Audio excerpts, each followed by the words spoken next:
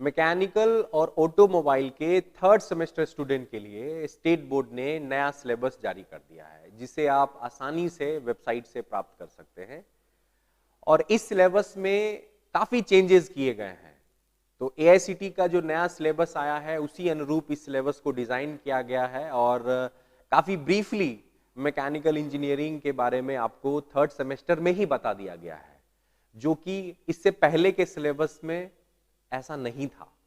तो आइए इस सेशन में हम लोग एक छोटा सा डिस्कशन करते हैं कि इस नए सिलेबस में क्या क्या चेंजेस हुए हैं, और एज ए स्टूडेंट अगर आप इस वीडियो को देख रहे हैं तो आपके दिमाग में, आपके मन में ऐसी बातें होनी चाहिए कि इस सिलेबस को कैसे पढ़ना है, क्योंकि जब तक आप उसको रिलेट नहीं कर पाएंगे, उसको समझेंगे नहीं, तब तक आप इस क्षेत्र में अच्छा नहीं कर सकते हैं।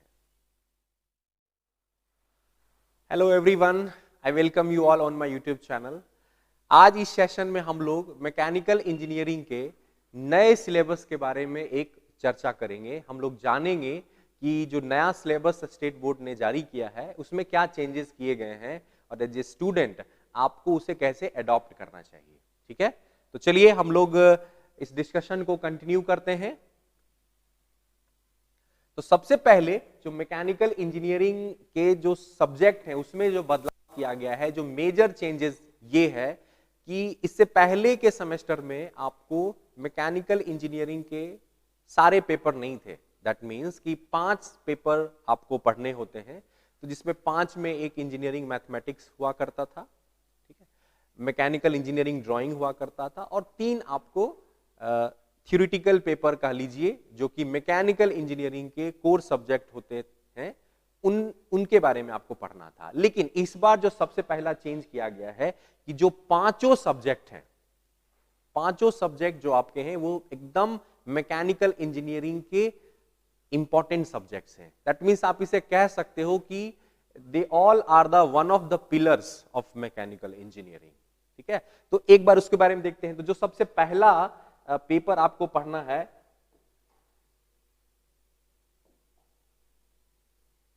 That is your basic mechanical engineering.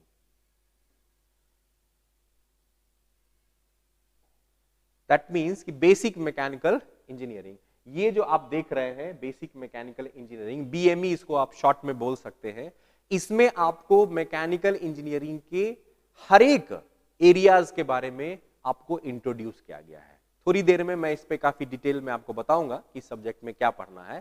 That means mechanical engineering के जितने भी एरिया हैं, जैसे थर्मल इंजीनियरिंग एक वन ऑफ द फील्ड है, फिर हमारा मैन्युफैक्चरिंग एरिया है, उसके बाद हमारा पावर प्लांट एरिया है।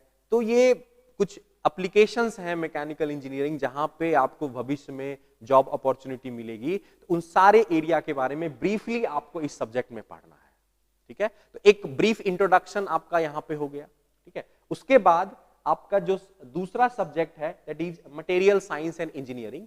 ये पिछले सिलेबस में भी थर्ड सेमेस्टर में था, नाम बस हमारा वहां पे अलग था। वहां पे एमईएम ये सब्जेक्ट था ना, यहाँ पे ये मटेरियल साइंस एंड इंजीनियरिंग करके है। तो यहाँ पे आपको इसके बारे में जानकारी मिलेगा, इसमें कोई मेजर चेंजेस नहीं है।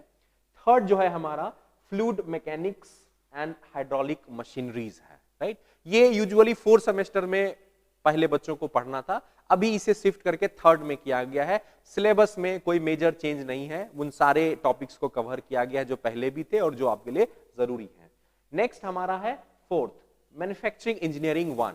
इसमें भी जो ये फोर्थ सेमेस्टर में पहले पढ़ना था, जिसे अभी शिफ्ट करके थर्ड सेमेस्टर में लाया गया है, जिसमें आप मैन्युफैक्चरिंग प्रोसेस के बारे में ब्रीफली पढ़ेंगे। जितने भी मैन्युफैक्चरिंग प्रोसेस हैं like casting, welding, metal forming, इन सब के बारे में पढ़ेंगे। और मशीन टूल जिसकी मदद से आप कोई चीज, कोई प्रोडक्ट को बनाते हैं, तो मशीन टूल के बारे में पढ़ना है, जैसे कि लेथ मशीन्स हो गए, आपको मिलिंग है, ड्रिलिंग है, ग्राइंडिंग है।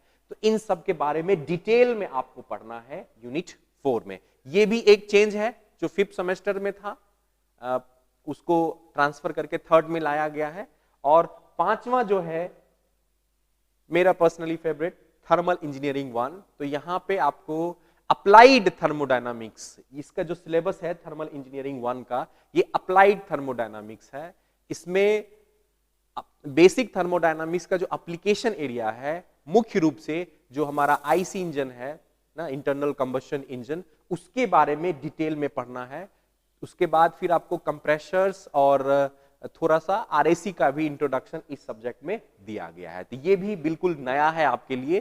थर्मल इंजीनियरिंग प्रीवियस सेमेस्टर में 4th सेमेस्टर में पढ़ना था, तो इस बार उसको 3rd में ही लाया गया है। तो बाकी जो ये एक इंट्रोडक्शन आपको मिला है, इसमें मैं यही कहना चाहूंगा आपको कि 2 सब्जेक्ट जो आपके 3 सब्जेक्ट हैं, फ्लूइड मैन्युफैक्चरिंग और थर्मोडायनामिक्स, अप्लाइड थर्मोडायनामिक्स, ये 4th से कैरीड अवे होके 3rd में आ गए हैं। और एक basic mechanical engineering overall overview जानने के लिए इसे इंट्रोड्यूस किया गया है, जो कि मेरा मानना है काफी अच्छा है, क्योंकि आप 2nd सेमेस्टर तक तो बेसिक्स साइंस और मैथमेटिक्स के बारे में पढ़ते हैं, लेकिन एक्चुअल मैकेनिकल इंजीनियरिंग का सिलेबस 3rd सेमेस्टर से ही स्टार्ट कर दिया गया है। तो ये मैं मानता हूं कि ये एक अच्छा कदम है। ठीक है, तो ये थ्योरी पेपर की बात हो गई। अब यहां पे अगर मैं ऑटोमोबाइल के स्टूडेंट्स के लिए मैं अगर बात करूं, क्योंकि ऑटोमोबाइल जो है मैकेनिकल का ही एक स्पेशलाइज्ड ब्रांच है, तो उसके सिलेबस में भी काफी चेंजेस हैं ना। Similar to mechanical engineering syllabus 3 subject common है, जैसा कि आप देख सकते हो, फ्लूइड मैकेनिक्स, थर्मल इंजीनियरिंग 1 और बेसिक मटेरियल साइंस। ये तीनों सब्जेक्ट जैसे मैकेनिकल को पढ़ना है वैसे ऑटोमोबाइल को भी पढ़ना है। और ऑटोमोबाइल चूंकि स्पेशलाइज्ड है, तो उसके लिए आपको 2 एडिशनल सब्जेक्ट जो है वो आपको इस सेमेस्टर में पढ़ना है, that is automobile transmission system and vehicle maintenance. तो ऑटोमोबाइल बिहार में सारे पॉलिटेक्निक में नहीं है, अभी तो 2-3 ही पॉलिटेक्निक्स में चल रहा है, बट हमारे यहाँ पटना 13 में ये सब्जेक्ट है, तो यहाँ के स्टूडेंट को काफी इंपॉर्टेंटली इसे पढ़ना पड़ेगा। तो ये है तो क्वाइट सिमिलर हमारा है मैकेनिकल से ना। ऐसे भी ऑटोमोबाइल मैकेनिकल दोनों एक साथ ही है। थोड़ा सा ऑटोमोबाइल में हम लोग आईसी इंजन के बारे में और डेप्थ में पढ़ते हैं, मैकेनिकल में एक सर्टेन लिमिट तक ही हम वहां पे पढ़ते हैं। तो ये थियरी बात हो गई। उसी तरह अगर मैं प्रैक्टिकल्स की बात करूं, तो प्रैक्टिकल में भी यहाँ पे आप देखेंगे कि एक जो मेजर चेंज हुआ है, मेजर चेंज क्या है कि पहले इसमें प्रैक्टिकल्स आपको 2 तरीके से करने हैं। 50% हम लोग फिजिकल मोड में करेंगे और 50% हम लोग वर्चुअल मोड में करेंगे, दैट मींस वर्चुअल लैब की मदद से करेंगे। ठीक है, और वही सारे जो थ्योरी में सब्जेक्ट्स थे उसी के प्रैक्टिकल्स हैं। मैन्युफैक्चरिंग इंजीनियरिंग लैब है, थर्मल इंजीनियरिंग 1 का लैब है, ठीक है, फ्लूइड मशीनरी का लैब है, और एडिशनल में वेब टेक्नोलॉजी का एक लैब है, जो कि ऑटोमोबाइल में भी एज इट इज है। तो इसमें भी बहुत ज्यादा मेजर चेंजेस नहीं है आपको। हाँ, एक चेंजेस है कि आपको इसमें ऑटोमोबाइल ट्रांसमिशन सिस्टम का है, उसको आपको जानना है। तो ये एक ब्रीफ मैंने आइडिया आपको दे दिया कि मैकेनिकल और ऑटोमोबाइल के स्टूडेंट कैसे इसके सिलेबस को कवर अप करेंगे। अब जो मैं यहाँ इस पे चर्चा करने वाला हूं, मैं 2 सब्जेक्ट पे ज्यादा आपका ध्यान आकृष्ट करना चाहूंगा। वो है बेसिक मैकेनिकल इंजीनियरिंग, ठीक है, खास करके मैकेनिकल इंजीनियरिंग स्टूडेंट ध्यान देंगे, और थर्मल इंजीनियरिंग 1, क्योंकि यहां पे थोड़ा सा आपको बहुत ही सावधानी पूर्वक इसे पढ़ना पड़ेगा, अदरवाइज आप इस सब्जेक्ट को नहीं समझ पाएंगे। ठीक है, चलिए तो इसमें हम लोग देखते हैं कि क्या है। तो 5 यूनिट इसमें है, और यही आपका एप्लीकेशन एरिया है मैकेनिकल इंजीनियरिंग का। Most of the application area को इस यूनिट में कवर कर लिया गया है। अब हम लोग मुख्य रूप से बेसिक मैकेनिकल इंजीनियरिंग और थर्मल इंजीनियरिंग के सिलेबस को ध्यान से समझेंगे। इसमें थोड़ा सा ट्विस्ट एंड टर्न्स है, अगर इसको आप ढंग से समझ लेते हैं तो आपको पढ़ने में आसानी होगी और आप इसे रिलेट करके पढ़ पाएंगे और एक बेटर अंडरस्टैंडिंग से आपकी सिलेबस कवरेज होगी। ठीक है, इसमें थोड़ा सा हम लोग सिलेबस में देखते हैं, इस मैकेनिकल के जो बेसिक सब्जेक्ट जो नया इंट्रोड्यूस किया गया इस बार, जिससे पहले नहीं था, बेसिक मैकेनिकल इंजीनियरिंग, इसमें आप देखोगे कि सबसे पहला जो यूनिट है वो आपका जो सब्जेक्ट है that is your basic thermodynamics. ठीक है, बेसिक थर्मोडायनामिक्स है। Why I am saying basic, इसका भी रीजन है क्योंकि थर्मोडायनामिक्स के जो फंडामेंटल कॉन्सेप्ट्स हैं वो आपको इन शॉर्ट एक इंट्रोडक्शन आपको मिल गया है, जैसे कि लॉज ऑफ थर्मोडायनामिक्स क्या है, हीट वर्क क्या है, कार्नोट साइकिल क्या है, इंट्रोपी क्या है ना, उसका जितने भी थर्मोडायनामिक साइकिल है उसका पीवी एंड टीएस डायग्राम।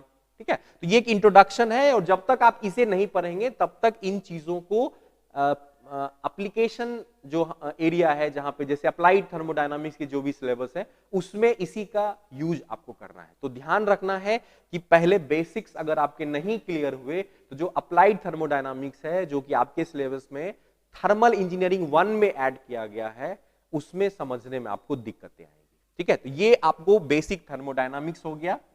ठीक है, यूनिट 2 जो हमारा है आप देख सकते हो ये है हीट ट्रांसफर। तो यूनिट 2 जो है कहीं ना कहीं वो आपका हीट ट्रांसफर है, और हीट ट्रांसफर भी और थर्मोडायनामिक्स इन दोनों का कॉम्बिनेशन ही हम लोग यूज करते हैं अप्लाइड में। हीट ट्रांसफर समझने से आपको काफी फंडामेंटल्स के बारे में जानकारी होगी और इन दोनों को हाइब्रिड करके कहीं भी हम यूज कर पाएंगे। जैसे मैंने अभी यहां हीट इंजन की बात की, इस हीट इंजन का प्रैक्टिकल एग्जांपल है thermal power plant. Thermal power plant जैसे देख सकते हो आपके सिटी के बगल में ही है, एनटीपीसी बाढ़ है, कहलगांव है, बहुत सारे एनटीपीसी हैं इंडिया में और बिहार में। तो ये कहीं ना कहीं आपका थर्मल पावर प्लांट का ही एग्जांपल है। तो वो एक प्रैक्टिकल एग्जांपल है इस हीट इंजन का, एक्सटर्नल कंबशन हीट इंजन का वो एक बेहतरीन एग्जांपल है।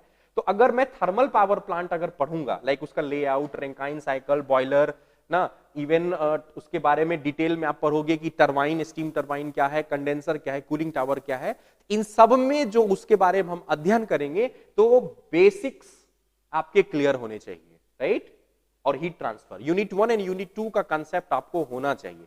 ये दो बेसिक, ये दो, अगर मैं इन दो सब्जेक्ट की मैं बात करूं तो ये बेसिक सब्जेक्ट्स हो जाएंगे। ठीक है, यूनिट 3 जो हो गया वो अप्लाइड हो गया, you can say that applied thermodynamics. ठीक है, तो ये थर्मल इंजीनियरिंग के वर्किंग एरियाज हैं जिसमें fundamentals as well as application आपको दिया हुआ है। तो एक एरिया हमारा हो गया। दूसरा एरिया जो हमारा मैकेनिकल में है वो है production, production industries, manufacturing industries, जहां पे चीजों को हम बनाते हैं, will give some input and will get some output ना, इस तरह से। जैसे कि आप स्टील बनाते हो, स्टील मैन्युफैक्चरिंग है हमारा, स्टील इंडस्ट्रीज पे काफी काम करता है। ठीक है, तो यहां पे आप देखोगे कि यूनिट 4 जो है वो आपका इंजीनियरिंग मटेरियल है और इसी का एक डिटेल्ड सब्जेक्ट है मटेरियल साइंस, जिसमें आप इसके बारे में और डिटेल में पढ़ेंगे। एक इसका इंट्रोडक्शन यहां पे आपको दिया गया है। फिर उसके बाद जो है जब हम प्रोडक्शन टेक्नोलॉजी पढ़ते हैं तो वहां पे मैन्युफैक्चरिंग के बारे में जानते हैं कि किसी प्रोडक्ट को कैसे मैन्युफैक्चर करेंगे, तो वहां पे हमारा आता है मैन्युफैक्चरिंग प्रोसेस। तो ये जो आप देख रहे हो मैन्युफैक्चरिंग प्रोसेस, ये भी एक अपने आप में काफी बड़ा सब्जेक्ट हो जाता है। तो इसका भी इंट्रोडक्शन दिया गया है, जैसे कास्टिंग, वेल्डिंग, मेटल फॉर्मिंग, ये सब हमारे मैन्युफैक्चरिंग प्रोसेस हैं। ठीक है, और थोड़ा सा अंदर जाएंगे इसमें प्रोडक्शन टेक्नोलॉजी में तो फिर हमें मशीन टूल्स के बारे में पढ़ेंगे, क्योंकि बिना मशीन टूल के हेल्प से आप प्रोडक्ट मैन्युफैक्चर नहीं कर पाओगे। तो अगर मैं डिटेल्ड सिलेबस देखूं तो ये जो दोनों एरिया आपको दिख रहा है वो आपका एक तरह से प्रोडक्शन इंडस्ट्रीज का एरिया है। तो एक ओवरऑल लेआउट आपको मिल गया। यहां पे थर्मल से ही जुड़ा हुआ हमारा फ्लूइड भी है ना, तो उसके लिए पूरा सब्जेक्ट ही आपके पास है। तो आप देख सकते हो कि ये सब्जेक्ट आपके लिए काफी इंपॉर्टेंट हो गया, बेसिक मैकेनिकल इंजीनियरिंग।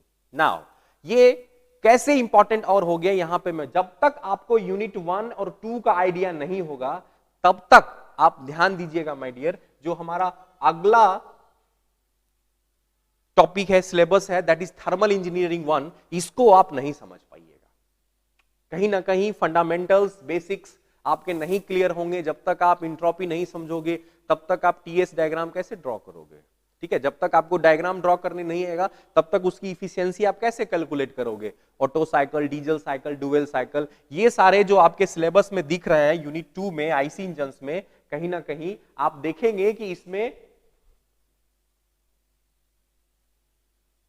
आपको इसके बारे में काफी पढ़ना पड़ेगा। ठीक है, तो आप इसको देख सकते हैं कि हमारा जो यूनिट 2 है ना, हमारा जो यूनिट 2 है आईसी इंजन्स, वो अप्लाइड थर्मल इंजीनियरिंग का हिस्सा है और यहां पे आपको ऑटो, डीजल, डुअल साइकिल का एनालिसिस करना है। तो अगर आपका बेसिक मैकेनिकल का यूनिट 1, 2 नहीं अच्छे से क्लियर होगा, यहां आपको दिक्कत होगी। अब हम लोग थर्मल इंजीनियरिंग 1 के बारे में डिस्कशन करेंगे। जो मैंने अभी तक आपको बताया था कि बेसिक मैकेनिकल इंजीनियरिंग सब्जेक्ट में और इसमें क्या कनेक्शन है आपको समझना पड़ेगा। यूनिट 1 और यूनिट 2 जो हमारा बेसिक मैकेनिकल इंजीनियरिंग सब्जेक्ट का है, उसका डिटेल्ड आपको यहां मिलेगा।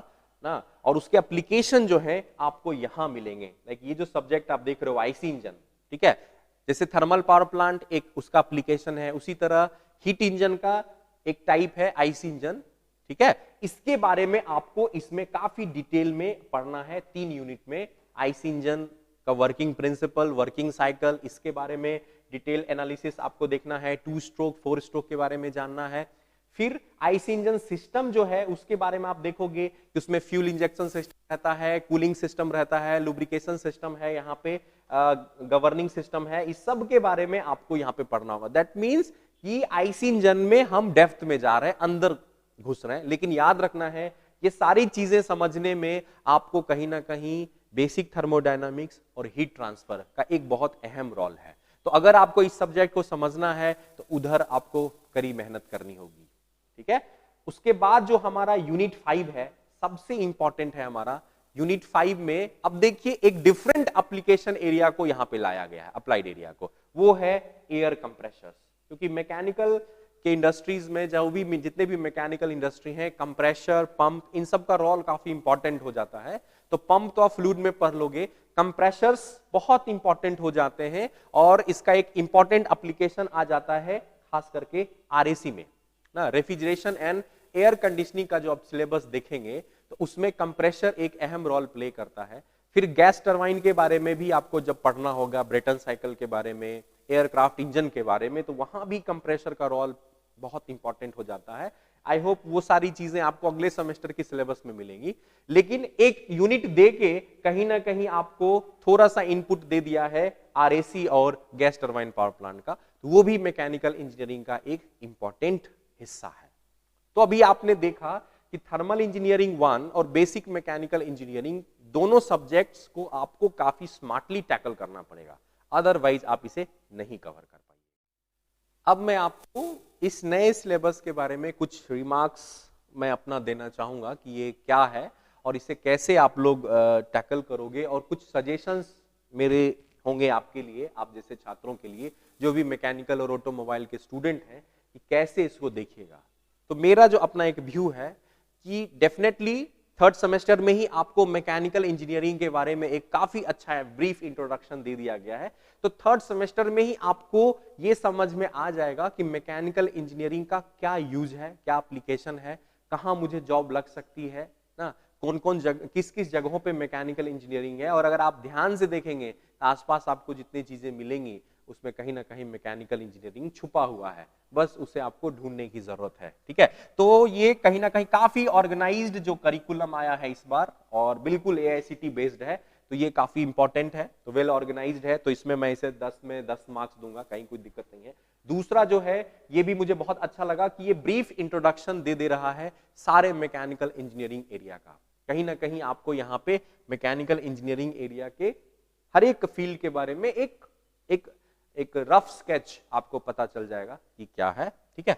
और सबसे ज्यादा आपके as a student point of view से हम जो बात करेंगे, कहेंगे कि हमारे 3rd सेमेस्टर स्टूडेंट के लिए लर्निंग अपॉर्चुनिटीज बहुत ज्यादा है। दैट मींस आपको काफी सीखने को यहां मिलेगा, एक लगेगी दुनिया बदल गई आपकी। अभी तक जो 2nd सेमेस्टर में आपने पढ़ा था या जो नॉर्मल साइंस पढ़ा था, उसको अप्लाइड फॉर्म में आप कैसे आप देख पाएंगे, इसका पूरा जीता जागता उदाहरण आपको मिलेगा 3rd सेमेस्टर में।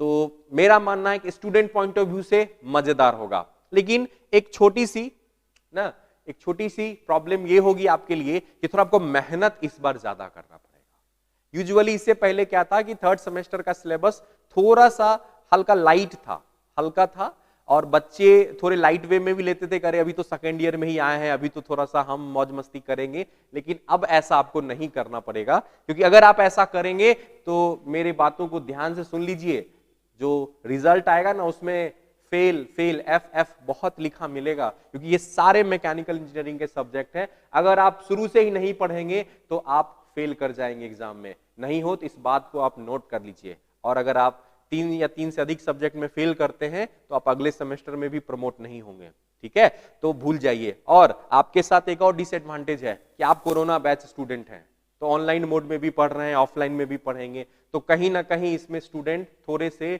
उनके क्वालिटी में अंतर आ रहा है। ठीक है। तो आपको ज्यादा मेहनत करनी होगी, शुरू से ही मेहनत करनी होगी। तो थर्ड सेमेस्टर में आपको स्टूडेंट्स को काफी मेहनत करना होगा, लेकिन ऐसा नहीं कि गधे जैसे मेहनत करना है। तो थोड़ा सा स्मार्ट स्ट्रेटजी बनाइए, अच्छे तरीके से पढ़िए, चीजों को इंटरलिंक करके पढ़िए। इसके लिए हम अवेलेबल हैं, बहुत सारे आपको मिलेंगे रिसोर्सेज जहां से आप इसको सीख सकते हैं। ऑनलाइन बहुत अच्छा प्लेटफॉर्म है, आप यहां से सीख सकते हो। जो भी स्टूडेंट्स हैं उनके लिए काफी अच्छा अपॉर्चुनिटी है। थोड़ा सा स्मार्टली आपको मेहनत करना होगा, समय बदल रहा है, थोड़ा सा टेक्नोलॉजी को आपको एक्सेप्ट करना पड़ेगा, अदरवाइज आप फिर पीछे रह जाइएगा। और लास्ट वर्ड मेरे लिए है कि इस सिलेबस को अगर मैं पिछले सिलेबस से देखूं, अच्छा जरूर है, लेकिन जब अच्छा होता है तो थोड़ा मेहनत भी ज्यादा चाहिए। तो थोड़ा सा रिग्रेस है, रिग्रेस इन द सेंस कहने का मतलब है थोड़ा आपको ज्यादा मेहनत करना पड़ेगा, ठीक है, ज्यादा पढ़ना पड़ेगा, अदरवाइज फिर रिजल्ट्स आपके अच्छे नहीं होंगे, ठीक है। और मेरा मानना है कि अगर चीजों को ढंग से आप पढ़ते हैं तो कोई चीज मुश्किल नहीं होती है। आपको अगर आ रही है तो आसान है, नहीं आ रही है तो मुश्किल है। सिंपल ब्लैक एंड व्हाइट वाली बात करेंगे, if you know then it is easy, अगर आप नहीं जानते हैं it's very tough. Grey shade में बातें नहीं होंगी ना कि थोड़ा आता है थोड़ा नहीं आता है। अगर आप मेहनत करोगे, ढंग से पढ़ोगे, स्मार्टली थोड़ा सा पढ़ोगे, प्लानिंग करके पढ़ोगे, तो आपके लिए मजेदार सब्जेक्ट है मैकेनिकल, आपको मजा आएगा, आप उसे एंजॉय करोगे। हाँ, उसे आप ढंग से नहीं पढ़ोगे, हैपेजार्ड मैनर में पढ़ोगे, तो वो आपके लिए काफी बोरिंग सब्जेक्ट होगा। तो इस डिस्कशंस में मैं आपके लिए यही मैसेज देना चाहूंगा कि आपको कड़ी से कड़ी मेहनत करनी चाहिए, थोड़ा सा स्मार्ट प्लानिंग करनी चाहिए, और सिलेबस को लिंक करके आपको पढ़ना पड़ेगा, तब आपका भविष्य उज्जवल होगा। चलिए, तो आज के डिस्कशन में इतना ही रखते हैं। आई होप आपको ये वीडियो अच्छा लगा होगा। अगर अच्छा लगे, अपने विचारों को आप कमेंट बॉक्स में लिख सकते हैं। आपके विचार हमारे लिए सदा आदरणीय है। अगर उस पर जो भी होगा यथासंभव हम आपको रिप्लाई करेंगे। चलिए, थैंक यू सो मच।